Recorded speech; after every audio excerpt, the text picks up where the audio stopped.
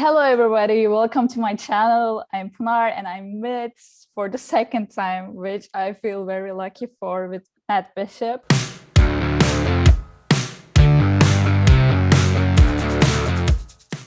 Hi, Matt. How are you? How is everything going for you? I'm very well, thank you. Just been through the Formula One summer shutdown, which is well needed and perhaps even well deserved, but certainly well needed rest. And just about obviously to go off to Spa-Francorchamps and then Zandvoort and then Monza for 3 races in as many weekends. So yeah, busy times. Yes, then I'm gonna start with the calendar first, asking about the calendar. It's the most crowded calendar of the Formula One history, and probably it will be more crowded next season. How are you feeling about it personally, and how you handle it in team? How you manage with all the races, all the traveling and everything? Yeah, I think next year will be perhaps even 24 races. This year was 22. It was going to be 23, as you know, but then the Russian Grand Prix was cancelled for obvious reasons, and very correctly so. But yeah, this is the busiest race season so far, and next year may be more busy. How do I cope with it personally? Well, you know, I'm not a young man anymore. I'm 59. I will be 60 in time for next year's season. I turn 60 at Christmas.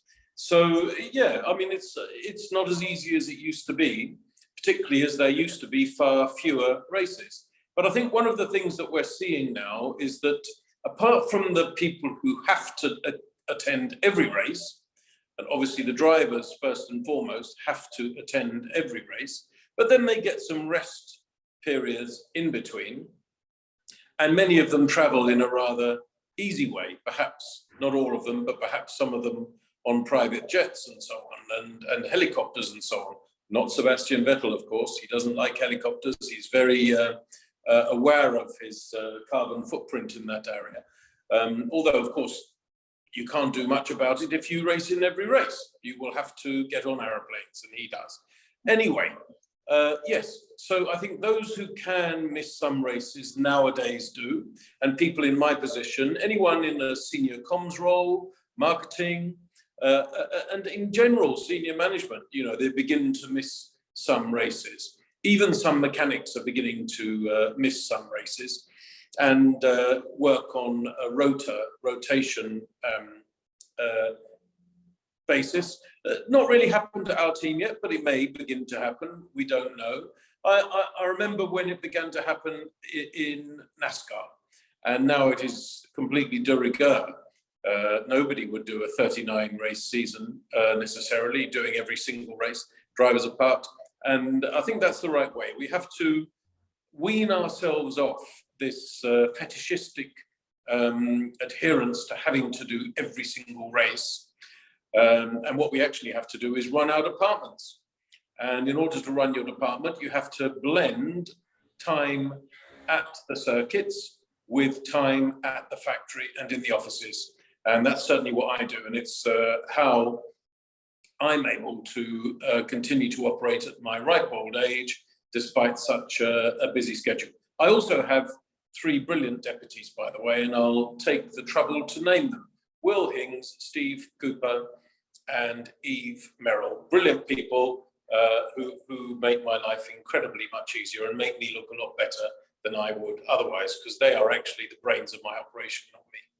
Yeah, but yeah, I have to say you're still looking very good and not old or anything, but and I think rotation will be the key for the next seasons if it's getting crowded.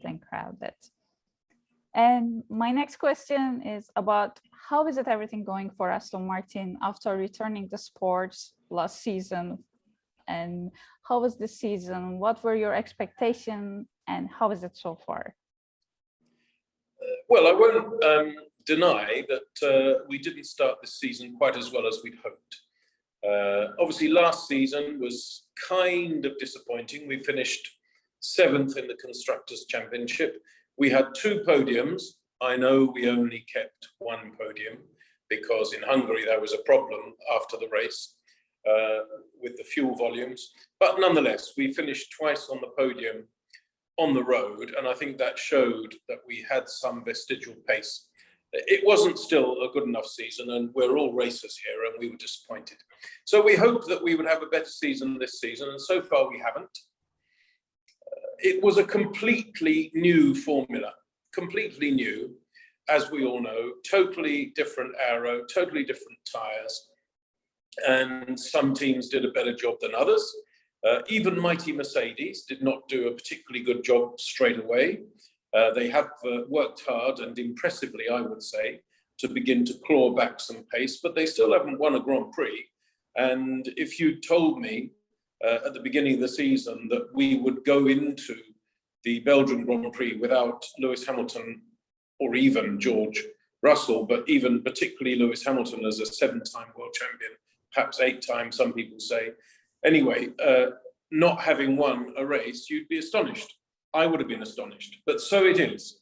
And they like us, found the new regulations a little bit difficult to get to grips with, literally. And I think the thing is that, in all our simulations, we saw that our car was quite quick. It had downforce, but the whole problem of porpoising, which is a word I remember very well from 40 years ago when I was a fan, and I used to read about it in the pages of Autosport and so on, when that was a magazine more notably than obviously a website, long before the web was invented. And cars such as Lotus and Arrow's early ground effect cars from the early 80s complained, or their designers and drivers complained of porpoising, and that phrase was invented. Bouncing, really, you could call it, but porpoising is the Formula One cognoscenti word of choice. Anyway, 40 years later, we're now suffering from it, and we had to leave a number of, quite a bit of our downforce on the table. We weren't able to utilize it, simply because if we had done, the vibrations would have been too difficult for the car simply even to hold together, or the drivers to cope. And we've seen all that. But now we're all working to try to cope with the porpoising problems, and I think we're all succeeding to a different degree. And I'm hoping that in this second leg of the season, after the summer shutdown, that we will begin to score points on a slightly more regular basis than perhaps we did. So that's what I would say about this season. I'm sure you're going to ask me about next season, so I won't talk about that until you ask me about it. I hope Aston Martin will get a podium for the second round of the season. But of course, I will first ask, Sebastian Vettel is retiring from the sports, which was a kind of devastating news for most of the fans, most of the spectators. Sport is, I think, losing someone's very special, very different and very vocal. And also, Alonso is coming along with Aston Martin. So one champion is going, another one is coming to the team, and you work with both. How do you feel about this change, and how do you feel about Sebastian leaving F1? So I'll start answering your question by talking about Sebastian.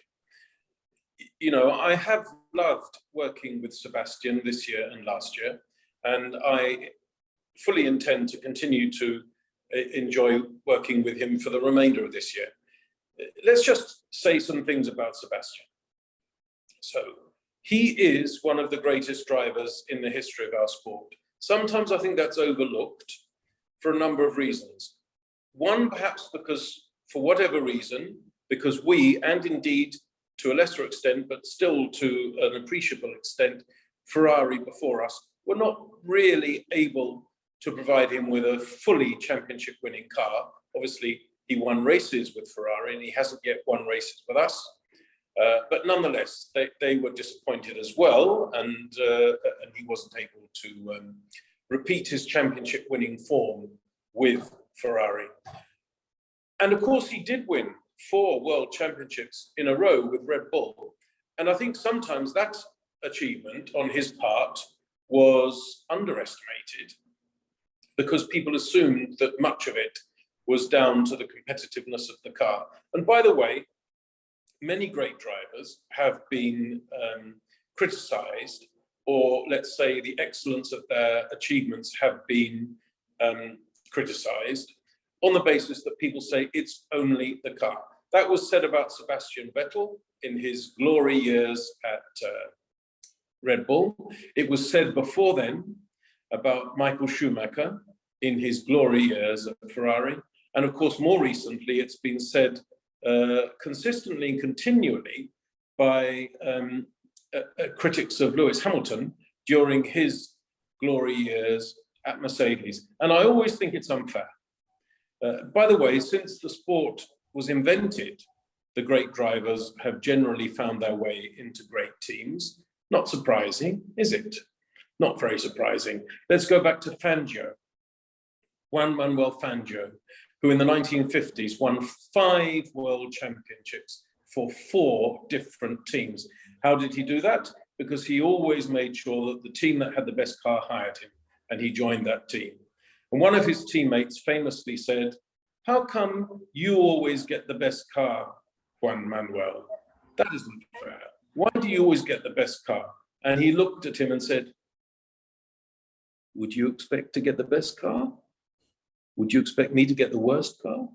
And actually, of course, he was the best driver, so he got the best car. And that is how it works. And it's how it always has worked, and it probably always will work. So that's the first thing. Sebastian is uber successful. He's won 4 world championships, and he's 3rd in the list of Formula One Grand Prix winners at 53. Obviously, Lewis is the only driver who's gone past 100. Michael, the only one other than Lewis who's gone past 90. But Sebastian in 3rd place on 53. Ahead of Prost, ahead of Senna. So look, credit where it's due. A great driver, someone who will go down in history as a great driver, and also a great man. And I think we've seen that more recently. And I would say, if I may, that we have probably worked harder, we at Aston Martin have probably worked harder with him to give him opportunities to show what a great man he is outside of the cockpit than perhaps Ferrari and Red Bull did beforehand. And I'm not criticizing those teams, I'm just saying we've worked very hard at it. So whether or not it's Sebastian talking about the environment and why he thinks it's so important, and saving bees, or picking up litter, or doing all the other things that he does in order to try to show what's important and try to alter people's behavior in order to prioritize what's important. Or indeed the wonderful things he does when he visits schools in underprivileged regions of different countries, anywhere from the United Kingdom to Saudi Arabia, where he's visited schools and helped underprivileged people, and the United States of America for that matter as well. Not only schools, but prisons for young people. Feltham Young Offenders Institute, which is for boys between the age of 15 and 21. And there he went earlier this summer to go and inspire them to say, when you have done your time, when you have finished your sentence, you can make your life a success again. And he explained why and showed how. And also he's been on political programs like BBC Question Time and answered questions alongside politicians, sometimes better than the politicians answered them themselves. So I think he's not only a great driver, but also a great man. And I'm very proud to have worked with him. And I'm looking forward to the next few months when I will continue to work with him. Will I miss him? Yes, as a man and as a colleague, yes, I will. But I'm absolutely thrilled to welcome Fernando Alonso. Obviously, I've worked with Fernando Alonso before at McLaren, not while McLaren was at its winning best, because I wasn't there in 2007, which was a difficult year for McLaren, but was a winning year. Don't forget, 8 Grand Prix were won by Lewis Hamilton and Fernando Alonso in 2007. But I joined on the 1st of January 2008, McLaren, in the wake of what was called Spygate, the Annus Horribilis, the difficult year. And of course, Fernando had left by that time under a cloud, but that's ancient history. Then he came back and did a number of years for McLaren when McLaren was powered by Honda, before Honda had found the winning way that they found again and have found and retain now with Red Bull. And those weren't great years, but Fernando was actually a pleasure to work with and always quick. Ask Stoffel van Dorn, ask Jensen Button. They will tell you how quick Fernando Alonso was and is. And by the way, at 41, I think he's as fit as a butcher's dog, as we say in the UK in English. He is as hungry as ever. He is as quick as ever. We have offered him a multi-year contract. I'm not going to tell you how many years, but multi-year means more than one, doesn't it? And that was important to him because he doesn't want to do just 1 year. He wants to do more years. I don't know how many years he will end up doing, but I think he will do it as long as he is fit and as long as he is fast. And I think he will be fit and fast for quite a few years yet. He is a remarkable driver. Brilliant racecraft, wonderful race pace, canny, clever, strategic, hungry. His appetitive desire to win rubs up on you. You want to work with him to help achieve that.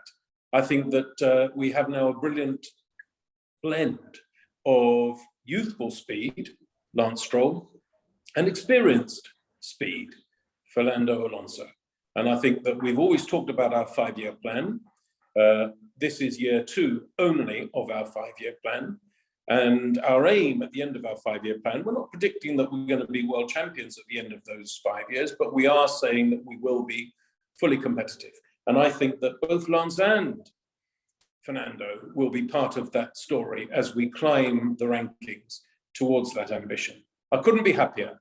Fernando, great, great, great driver, exciting arrival. Everyone in this building that I'm speaking in now, which is the Aston Martin factory at Silverstone, there was an absolute buzz when we announced it, and I can't wait to work with him. But in the meantime, it's going to be great to work with Seb again till the end of the year. Yes, definitely. And I can't wait to watch Fernando in greens next season. I'm very excited what's gonna come with him. But before going to that, I want to go back to Sebastian Vettel part again, if you may. It's what he did in the sport in the last few years. I think it was inside of him from the beginning, but he turned out and he put out something different with Lewis Hamilton, like not together, but two of them were very vocal about changing of the sport and how we perceive the worldly issues in Formula One, not just racing, but human rights, environmental rights, and everything goes along with it.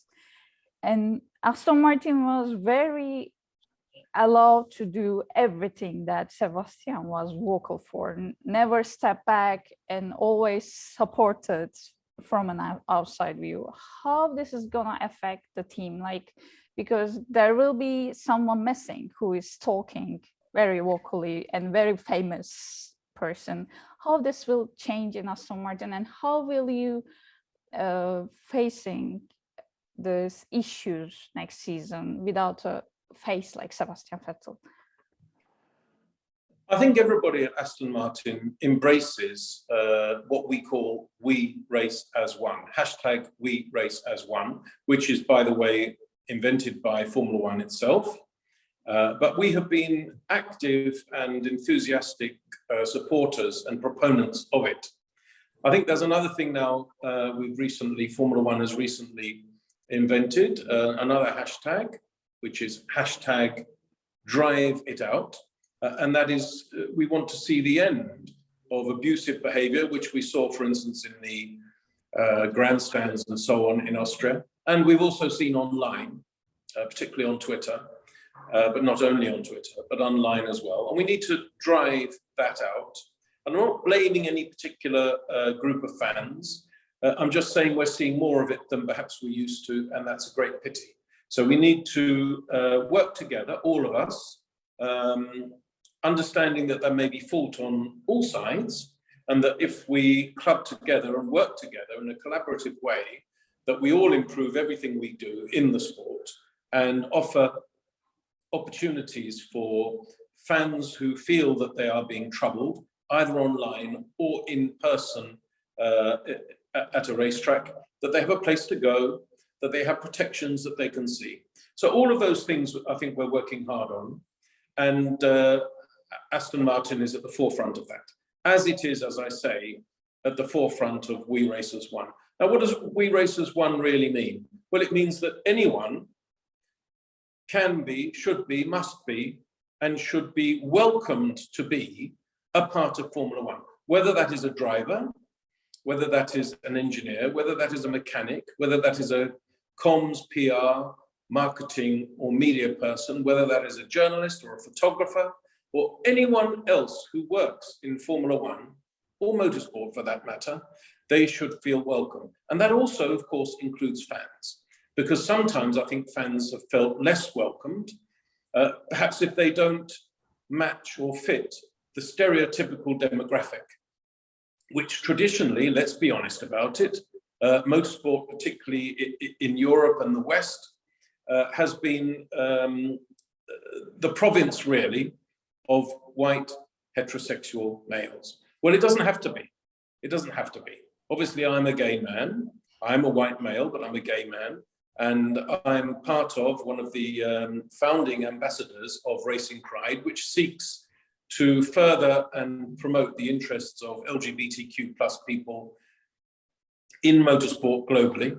And I'm very proud of that. And you asked how Aston Martin would continue to do this kind of work in the absence of Sebastian Vettel going forward. Well, my answer is that it isn't only Sebastian Vettel. Yes, he is the most famous adherent and proponent of all the things I've just been talking about, but he's not the only one. It goes very deep into this factory. Everyone here shares those ideals and values. And indeed, we were the first team that formally partnered with Racing Pride, and we remain formally partnered with Racing Pride. And that's not just a hashtag, and that's not just logos on the car. That's also Racing Pride comes into this factory and does lectures, workshops, symposia, and so on, showing people here how to behave, or helping them with how to behave. And by the way, if anyone's watching this and is wondering about recent scandals that have existed, not actually among our employees, but among some of the employees or actually contracted workers of some of our suppliers. Well, what actually happened? What actually happened is that they lost their jobs immediately, and rightly so, as soon as it was found out about. And that's because we have a zero tolerance policy, and we make sure and extend that zero tolerance policy to our suppliers and anyone who works for our suppliers, even if they're only short-term contracted workers. I thought I'd just say that because you never know, people sometimes jump to the negative conclusions, and I thought I would make that point because actually everything we have done, I believe, is completely compliant with our zero tolerance policy around abuse and bullying and discrimination of any kind, and also is totally in tune with our heartfelt and enthusiastic adherence to We Racers One. So we'll miss Seb because he's a special person, but we've got Fernando, who's a special person in a different way. But all the other 750 of us are enthusiastic adherents to it, and we all speak from the same hymn sheet. And speaking as a gay man, walking around this building and meeting everybody, I'm welcomed, I feel accepted and even cherished. Thank you for clarification, by the way, Matt. You didn't have to, but you still. Thank you for that. About the thing that happened with your contractor, actually, I'm getting my tears a little bit wet because all this going on is a little bit was tough this season. I've seen people online getting bullied in real life in Austrian Grand Prix, and you welcome them. And I think it was very special, and I think it's very needed because I'm a girl, I'm a woman actually now that started watching Formula One since I was 12, and I never felt, I felt very safe in Formula One every time I go to Turkish Grand Prix or other Grand Prix. So I felt very sad for the people who have to struggle in that race, because that's not how you should feel to go to your favorite sports. You should feel safe, you should feel like a home. So thanks for being out loud for that as a team and as a person. Thank you. I'll just add to that. I know what you're referring to, of course. And to be fair, there are a number of people, quite a large number of people actually, who had unpleasant experiences at that race. And we got to hear about some of them. And it was actually Formula One, the organization Formula One, who offered paddock passes to the two girls, the two young women who came to our hospitality, paddock hospitality, that they were invited and offered passes by Formula One, which was very generous and I think the right decision from Formula One. But then we said, well, if they've been invited by Formula One, then we're very happy to give them paddock hospitality and show them around the garage, because they'd had a very difficult Friday and Saturday. And so why not give them a very nice Sunday? And by the way, again, I'm going to say it because, you know, Formula One Twitter particularly has become a bit toxic in places, which is a great pity. And we need to try to stand out against and try to encourage people to be nicer to each other on social media, and particularly Twitter. And, you know, I'm a prolific tweeter and I love tweeting and I love Twitter, and I do my hashtag on this day tweets every single morning, get up early in the morning to do it because I love the history so much. And I still get sometimes abused and homophobically abused and so on, and I have to put up with it because the alternative is just to delete my account and forget about it. But I think perhaps that would be something that would be an unfortunate decision if I were to do that. So far I haven't done that, but the toxicity is unpleasant. There were people who assumed that we had made a grave mistake to invite those two women simply because they had posted some injudicious tweets in previous races. Okay, no one's perfect. We all make mistakes. But had they been abused at the Austrian Grand Prix? Yes. Should they therefore have been offered by Formula One a nice day on Sunday? Yes. Are we pleased that we were able to help make that day special for them? Yes. And by the way, Pinar, I personally think it's sad to hear you talk about the fact that you have always found yourself very, very welcome in Formula One, rightly so, absolutely rightly so.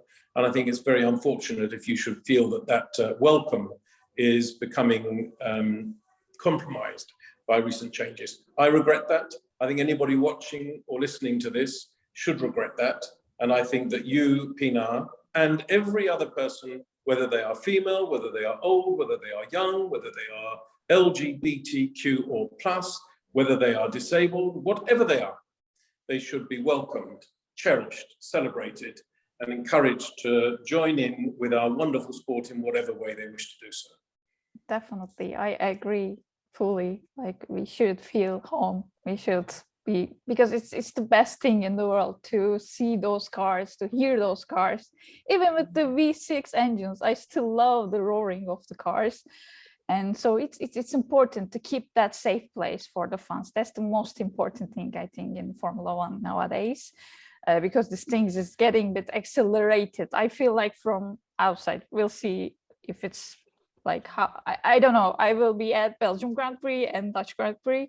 We'll see how is the atmosphere up there, but I don't want to hold you too long because it's going to be busy 3 weeks for you. My last question is, how do you feel about Spa-Francorchamps maybe leaving the calendar next season? Because it's very, very obvious, but it's my favorite track, and I'm very excited to see it alive for the first time next weekend. So how do you feel about the calendar placement, and what do you think will happen for Aston Martin in the starting of the second part of the season?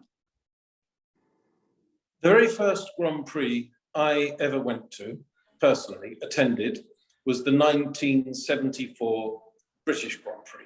I was 11 and a half years old, and I was taken by my stepfather to Brands Hatch. I was living in London, as I still live in London, as I've lived in London all my life. And Brands Hatch is about 20 miles southeast of London. And I went to Brands Hatch and I thought it was wonderful. And I fell in love with the sport. And Niki Lauda led the race in a Ferrari. but Jody Scheckter won the race in the Tyrrell. And my childhood hero, Carlos Reutemann, was racing a beautiful white Brabham BT44. And I thought everything was absolutely magical. And included in that magic was Brands Hatch, which is still one of my favorite circuits. Of course, Formula One doesn't race there anymore. Nothing lasts forever. Almost nothing, not even life itself lasts forever. And what can I say? Do I miss Brands Hatch? Yes, I think it was a fantastic circuit. Could Formula One race there now? Probably not, because of the local housing being too close for fast cars, as fast as Formula One, with the runoffs required, and the noise regulations and all the rest of it. But actually, I celebrate the fact that Brands Hatch did exist, and we can still watch the Formula One races on YouTube, and the fact that I went there as a young man and through my teenage years and so on. And also, by the way, it still exists, and it still puts on racing all the time. If we lose Spa to Formula One, if we do, everything that I've just said about Brands Hatch would still apply. Spa will still be a successful circuit. It will still be raced on most weekends. It will still have hosted some of the greatest Grand Prix in the history of our beautiful sport. And we'll still be able to watch those things on YouTube. Will it be regrettable? Well, yes, you can regret these things if you like, but nothing lasts forever, not even life itself. And if I think of Spa, I don't just think of recent races. I mean, I don't think of last year's race, because that wasn't very exciting. But I do think of the race 22 years ago, when Mika Häkkinen overtook not only Michael Schumacher's Ferrari, but also Ricardo Zonta's BAR in one beautiful move, having taken Eau Rouge flatter than flat in order to be able to set up that incredibly spine-tinglingly brilliant move, which I must have watched on YouTube 100 times, maybe 1,000. So what can we say about this? Is it important that Formula One continues to conquer new territories and is embraced by, for instance, the United States? Yes, it is important. Is that happening? Yes, it is happening. We have Netflix Drive to Survive, which is spreading the word of what a beautiful sport we have, far and wide and global. And we now have 3 races next year in the United States of America, and who knows if we may have more. Is that to be celebrated? Yes, in my view, it is. Some of the other countries we're going to, yes, I think they're also wonderfully important things we should celebrate. And if we lose Spa, or Spa becomes once every 2 years, or Spa disappears for a while and then comes back, or whatever happens, will it be regrettable? Yes. Will it be the end of the world? No. And Formula One will survive, and our memories of Spa will survive, exactly as my memories and many other people's memories of Brands Hatch in Formula One survive. And by the way, I can go and watch racing at Brands Hatch any summer weekend of the year, and so can people in Spa. Thank you so much. I hope it won't stay in our memories, but definitely it will stay in our memories. I'm sure of it. Thank you for your time. Thank you for your second chance of interview. This was very important, and I think it was very crowded time of the season for my luck. And thank you so much, and hope everyone enjoyed the interview. Hope you subscribe to my channel, and good luck for the rest of the season, Matt. Thank you so much, Pina. I'm honored to be invited not only once, but twice. It's my privilege, not yours. I think, Pina, you're a great interviewer. I urge people to subscribe to your channel and to watch your videos. The one question I didn't answer, you said, how do you think we're going to go at this race, the 2022 Belgian Grand Prix? I'm not going to make a prediction. I just hope that we get both cars in the points, and that we have a reliable, safe race, and that if it rains, it doesn't rain so hard as that last year, things become so difficult. Yeah. I want proper days, practice, qualifying and race. I very much hope that's what happens, and I hope at the end of Sunday, both our drivers, Sebastian Vettel and Lance Stroll, have scored points. I'm not predicting it, I'm hoping for it. Fingers crossed, let's say fingers crossed, and best for the Aston Martin. Especially Sebastian Vettel, because he's leaving end of the season. So I would like to very much see more podiums and more points before he left.